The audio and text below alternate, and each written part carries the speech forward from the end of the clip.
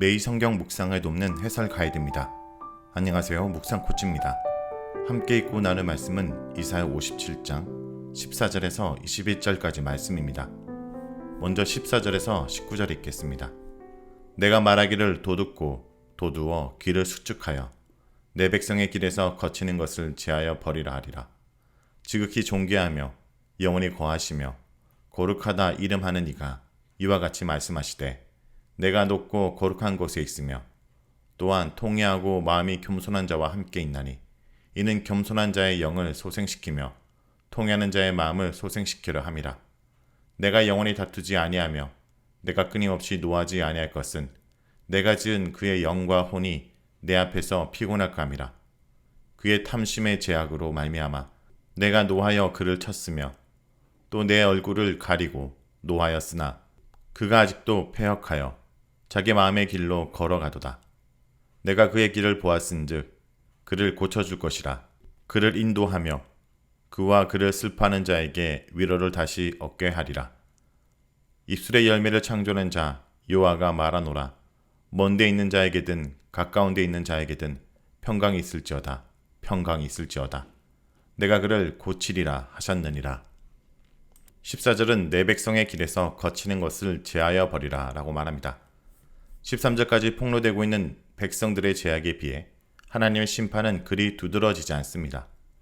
그들이 그토록 갈망하던 우상이 사실은 바람에 날려가는 헛된 것임에 불과함을 보이신다는 말씀이 심판의 전부인 듯합니다. 도리어 14절부터는 범죄한 백성들을 향한 하나님의 안타까움과 돌이킴이 제시되고 있습니다. 하나님께서 그 백성을 치시는 까닭은 그들을 없애버리기 위한 것이 아니라 돌이켜 하나님의 은혜 안에 거하게 하기 위함인 것이 분명해집니다. 14절은 이 백성을 향한 하나님의 열심과 사랑을 보여줍니다. 하나님은 자신의 사역자들을 통해 이 백성들이 가는 길을 가로막는 장애물들을 제거하게 하시며 그 길을 바로 가도록 길을 마련하게 하십니다. 사역자들을 통한 선포된 심판과 책망의 말씀은 그들을 죄인으로 규정하여 멸망의 구덩이로 던져넣기 위한 것이 아니라 삶의 길에 놓인 장애물을 제거하기 위함입니다. 그들의 인생길에 걸어갈 길을 제대로 만들기 위함입니다. 그러므로 하나님의 책망의 목적은 회복과 세움입니다. 15절은 하나님께서 마음이 겸손한 자와 함께 하신다라고 말합니다. 15절은 하나님이 어떤 분이신지 장엄하게 고백하고 있습니다. 그는 지극히 존귀하신 분입니다. 히브리어를 직역하면 높고 존귀한 분입니다. 그는 영원히 거하시는 분입니다. 잠시 동안이나 일시적으로 거하지 않으시고 영원토록 변함없이 존재하시며 거하시는 분입니다. 또한 하나님의 이름은 거룩입니다. 하나님이 거룩하시다는 것은 전적으로 구별되시는 분, 전적인 타자라는 뜻입니다. 높고 존귀하시고 영원토록 거하시며 그 이름이 거룩이신 하나님에 대한 진수를 유학하는 것이 이어지는 문장입니다. 내가 높고 거룩한 곳에 거하노라. 세상의 왕들이 높다 하고 세상의 신들이 존귀하고 거룩하다 하지만 참으로 높고 거룩한 곳에 존재하시는 분은 여호와이십니다.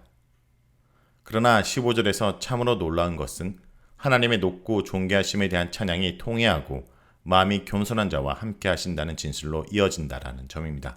통회하는 이들은 자신의 삶이 부서졌음을 발견하는 이들입니다. 흔히 우리는 자신의 죄를 회개하는 이를 통회하는 자라고 여기지만 엄밀하게 말해 하나님만을 바라고 찾는 삶으로 인해 삶이 엉망이 되고 많은 환난을 겪는 의인들을 가리켜 시편은 통회하는 자로 부릅니다. 마음이 겸손하다라는 표현은 영에 있어서 낮고 천한 자를 가리킵니다.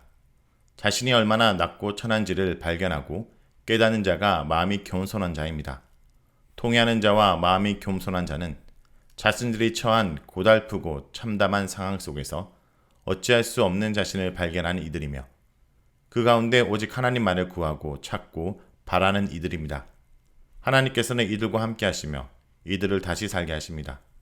높고 존귀하시며 거룩하신 하나님은 그 높고 거룩한 곳에 머물러 계시는 것이 아니라 삶이 부셔져 납작하게 된 이들과 함께 하십니다.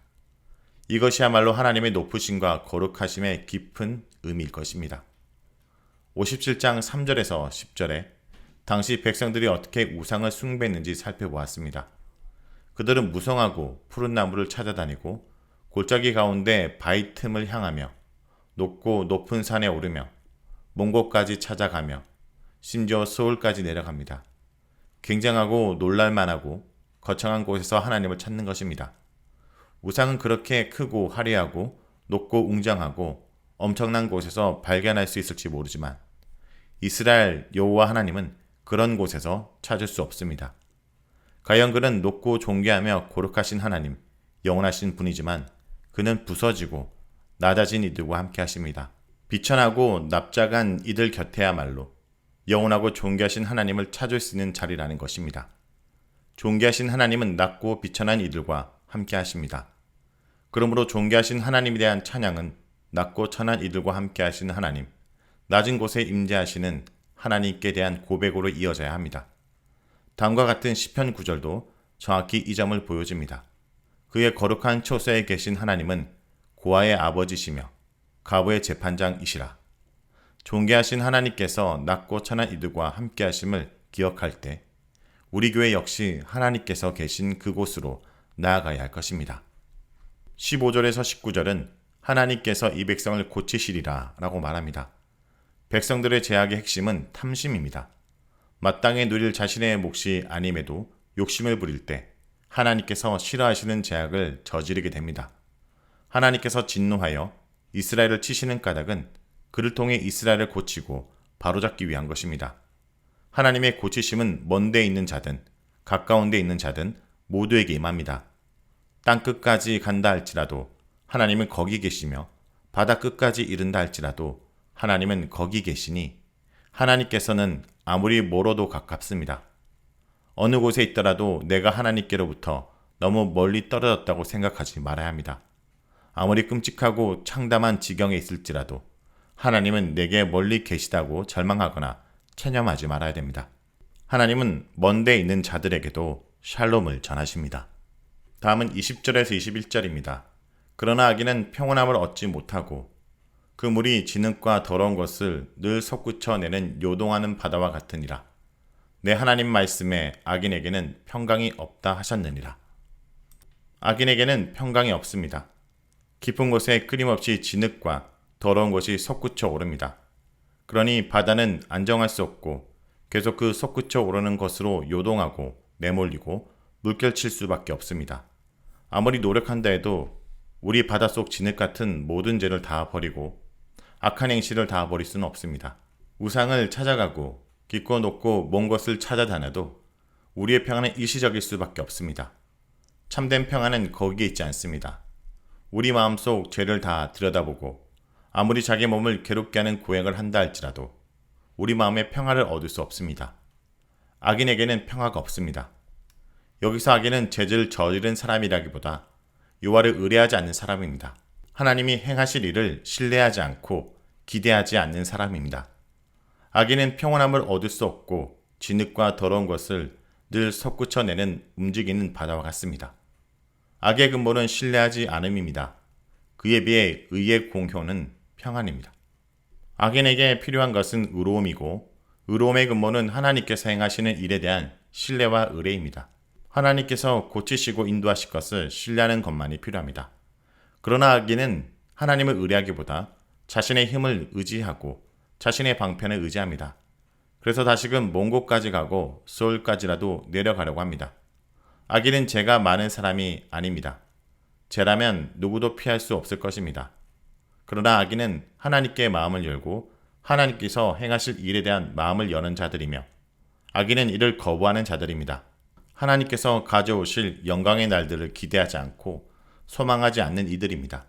하나님께 대한 기대가 없을 때 우리 사이에 평화가 온다 할지라도 그것은 평화가 아닙니다. 미래에 대한 기대가 없고 약속에 대한 기대가 없다면 그 평화는 금세 뒤엎어질 평화입니다.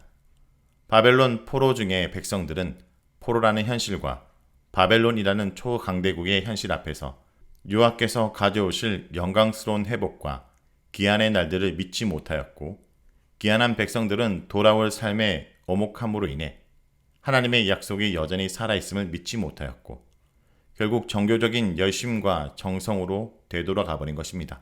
종교로 돌아가지 말아야 합니다. 의식과 제례로 돌아가지 말아야 합니다. 하나님께 대한 신뢰, 하나님께서 행하실 일에 대한 신뢰야말로 참된 평화의 원천입니다. 자, 여기까지가 이사야 57장 14절에서 21절까지 말씀입니다.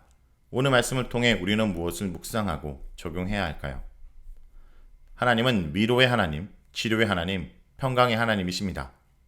하나님은 백성의 죄악을 바로잡기 위해 사랑의 얼굴을 가리고 작심하고 때리시지만 그 징계로 인하여 절망하고 스스로 포기하기를 원하지 않으십니다.